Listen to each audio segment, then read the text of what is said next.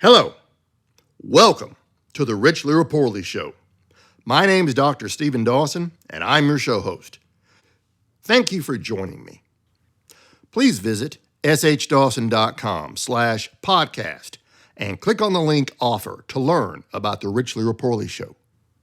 I invite you to visit the podcast webpage. Scroll down to the bottom of this webpage to receive the transcript of each show episode. The transcripts await you, so you can copy either any or all of them to your device, so you can have them with you to help you live your life more richly. Also, you will see a link on the podcast webpage at the beginning of the episode list to the Show Episode Map webpage. The map presents the show episodes to you by topic, so you can both find and enjoy a group of show episodes with ease. Please visit shdawson.com/subscribe to join my optional email list to receive time-sensitive news on the Richly or Poorly Show, my public speaking activities, and anything else that is suitable for me to send to you. Please listen to, follow, and like the show on Apple Podcasts, Spotify, YouTube, and wherever you listen. And please remember to leave the show a nice review. Please share the show with your friends. Send them the link to my podcast webpage and offer to help them set up their device to subscribe to the show. Thank you to the 6 streaming services that syndicate the Richly or Poorly Show. Thank you to the anonymous, individual, and contributor sponsors of the Richly or Poorly Show. I am still looking for my first commercial sponsor. Finally, please continue to email your questions and comments about the show to service@shdawson.com. The show's motto is unmistakable. Richly is goodly. Please consider how you define the term good as we journey through life together in your pursuit of defining the term richly in your life. Last week, I presented how to achieve the condition known as communication based on your efforts to message with your intended receiver. I defined followership failure as a follower fails to follow their leader when they cannot accomplish what is expected to the point of required of them in the leader-follower relationship. I presented the first 2 followership failures: insufficiency and insecurity. Remember, a leader and follower form this relationship by free choice. Otherwise, the relationship is not a leader leading a follower to follow. It is something constructed by force, such as a commander forcing others to obey them, or a bully forcing people to respect them. Today, I will present on how to accomplish judgment while mitigating the dangers of judgment. I will also present the 3rd followership failure. There are several past episodes that you will benefit from hearing to contextualize the presentation today. I suggest you review these episodes as you see fit. I presented on December 9th, 2025, the first principle I have found as paramount, undeniable, and non-negotiable to living life more richly. Understand your data life cycle. I presented the culmination of a story shared over a few episodes in the January 27th, 2026 episode. I shared how it took me many years to get to the point of forgiveness based on how I approached the act of judging the facts, the circumstances, and my reasoning of both of those pieces of the picture. I presented on May 26th, 2026, the second principle I have found as paramount, undeniable, and non-negotiable to living life more richly. Purpose defines process. I presented on June 9th, 2026, the third aspect of the truth. Wisdom always leads to the truth. I state to you now, without a doubt, that I was terrible at accomplishing judgment as a child.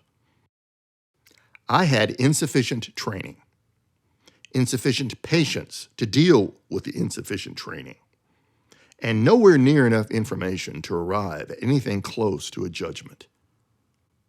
I had no problem taking action. It is a matter of the value of the action I took at the time. I would do the best I could with what I had available to me at the time, come to a conclusion, arrive at a decision, and act on my decision. This process I followed is essentially the process any reasonable person would follow based on the same conditions. It was a horrible experience for me. It will always be a horrible experience for anyone who is not trained to accomplish judgment. It is horrible because deep inside of the person doing the judging is a clear understanding that there are not enough facts in hand to come to a decision and render a judgment. So, how to get out of the mess known as insufficient training, insufficient patience to deal with insufficient training, and nowhere near enough information to arrive at anything close to a judgment. The way out is being willing to regret all judgments rendered. All, as in 100% of the judgments rendered. This willingness is called asking for forgiveness. A person asking for forgiveness, in this case, is a follower of a person or persons who showed them their failure in their decision-making process that led them to their poor judgment. The third followership failure is poor judgment. The feeling experienced when realizing a poor judgment action occurred is regret. Regret is a complicated feeling. There is regret about the embarrassment of judging poorly, regret about the circumstances placed on another person or persons that were judged poorly, and the wonderment about what will happen now that the poor judgment has been realized and perhaps known widely by those who are upset about the poor judgment. So here is where I'm going with accomplishing judgment while mitigating the dangers of judgment. There is always the need to arrive at a conclusion and render a judgment. It is only the intellectual coward who refuses to gain the facts on events impacting them directly and claims they do not want to be judgmental of another person in any way. This logic does nothing but enable further events to come to them that they do not like in ways that cause them tangible forms of harm. I decided years ago that I cannot afford the damage an intellectual coward brings to my life. So, intellectual cowards are not a part of my life. Now, the part about how to mitigate the dangers of judgment. I think of people in my earlier life. I think of how my childhood friends went to other friends because of opportunity. They went to other friends after advancing to middle school, where they were exposed to those in high school. The lure for them was to have more in their life at the time by way of ideas and sometimes things like beer or cigarettes that were not available to those in junior high school. Later, it was the choice on their part to embrace racism.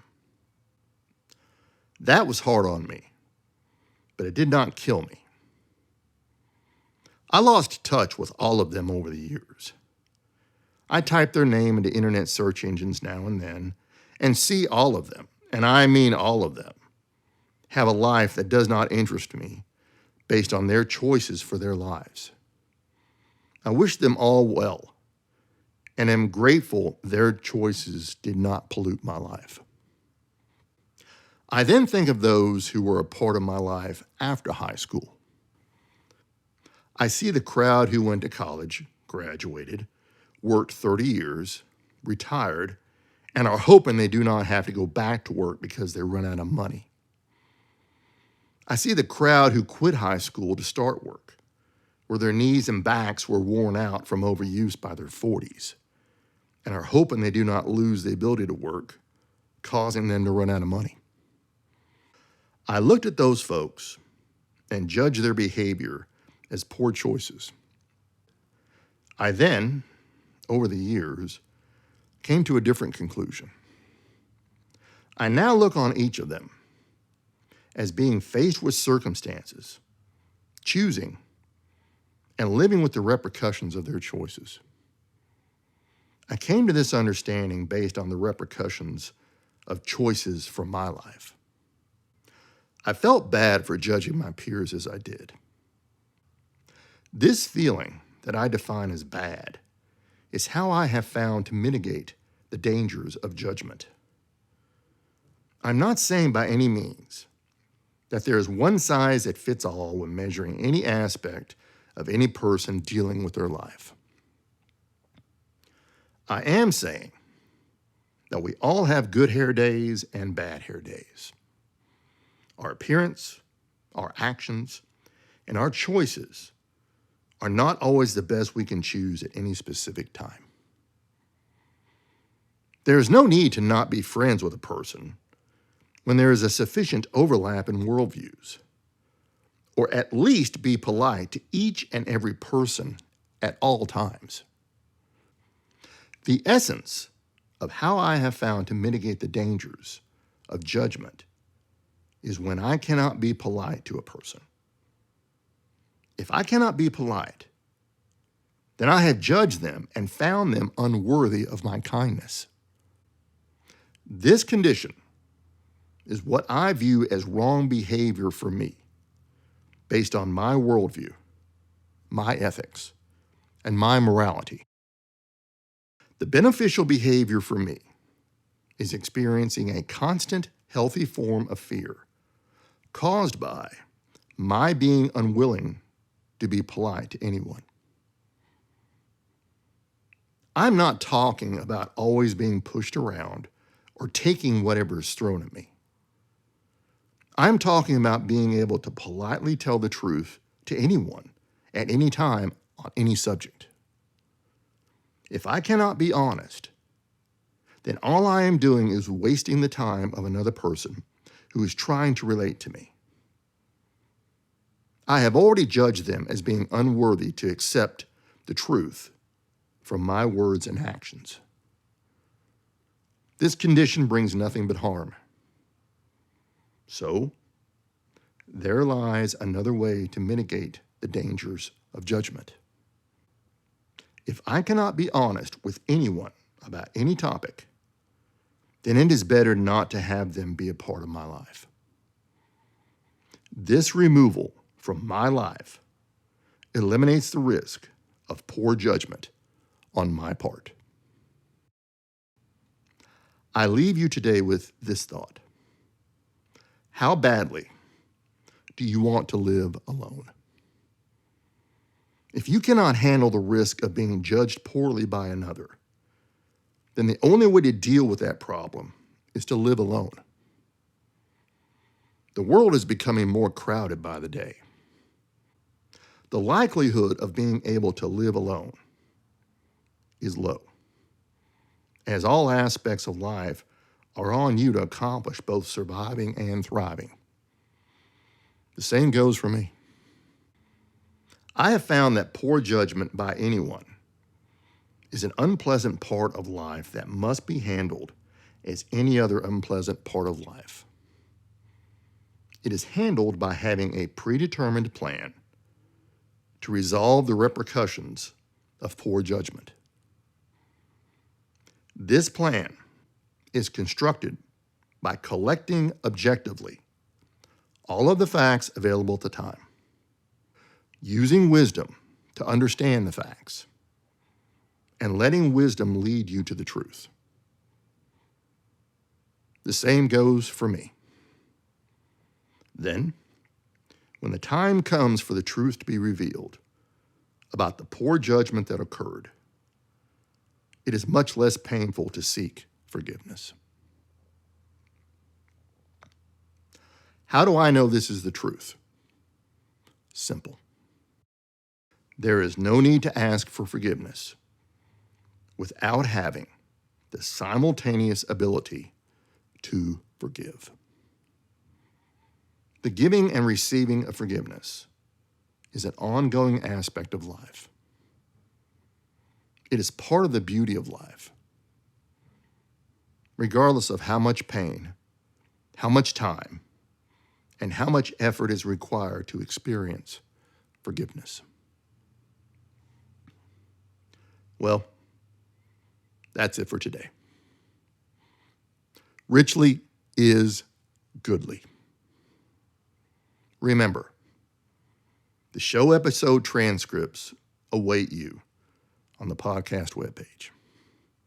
Remember, the show episode map webpage awaits you, so you can both find and enjoy a group of show episodes with ease. Please consider all you've heard from me today. I hope you are excited about how you can apply the material I present to you on the show to your life, so you can live your life more richly than you have ever known. Thank you for joining me for this episode of the Richly or Poorly Show. I have enjoyed presenting to you today. Until the next episode, I hope you will be safe and join me next week. Until then.